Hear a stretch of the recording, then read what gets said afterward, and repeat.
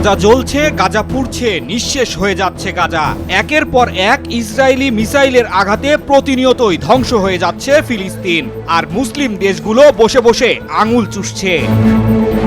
সম্প্রতি বেশ কিছু ভিডিও ছড়িয়ে পড়েছে সামাজিক যোগাযোগ মাধ্যমে, যেখানে দেখা যায় মিসাইলের আঘাতে মানুষ 10-15 তলারও বেশি উচ্চতায় উঠে আবার নিচে পড়ে যাচ্ছে।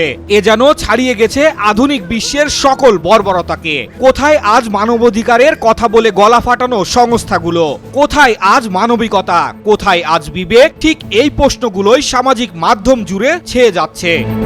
সোশ্যাল মিডিয়ায় ছড়িয়ে পড়া এসব ভিডিও চিত্র দেখে কাঁদছে প্রতিটি মুসলমানের অন্তর। দখলদার ইহুদি ইসরায়েলের নৃশংসতার শেষ কোথায় জানা নেই কারোরই। ভাইরাল হওয়া ভিডিও চিত্র দেখে অনেকেই নিশ্চিত করছেন এই ক্ষেপণাস্ত্রগুলো মার্কিন যুক্তরাষ্ট্রের দেওয়া। পশ্চিমা বিশ্ব যেন এক হয়েছে ফিলিস্তিনকে পুরোপুরি ধ্বংস করে দিতে। গাজার এই ভয়াবহ চিত্র দেখে শুধু যে মুসলমানদের হৃদয় ব্যথিত হচ্ছে তা নয়, ভিন্ন ধর্মীরাও আজ ব্যথিত ইসরায়েলের স্মরণকালের সবচেয়ে বড় এই নৃশংসতায়। ইসরায়েলি প্রধানমন্ত্রী নেতানিয়াহু যেন জীবন্ত কোনো জন্তু জানোয়ার কিংবা হিংস্র কোনো পশু।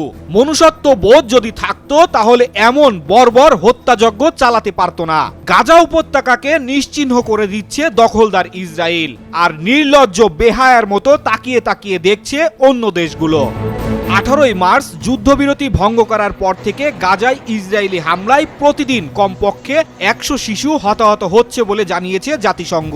আর গাজার স্বাস্থ্য মন্ত্রণালয় বলছে গাজায় ইসরায়েলি আগ্রাসনে এখন পর্যন্ত অন্তত 50,609 জন ফিলিস্তিনি নিহত হয়েছেন। পাশাপাশি আরো 1,15,063 জন আহত হয়েছে। যদিও সরকারি মিডিয়া অফিস মৃতের সংখ্যা 61,700-র বেশি বলে জানিয়েছে ইতিমধ্যেই।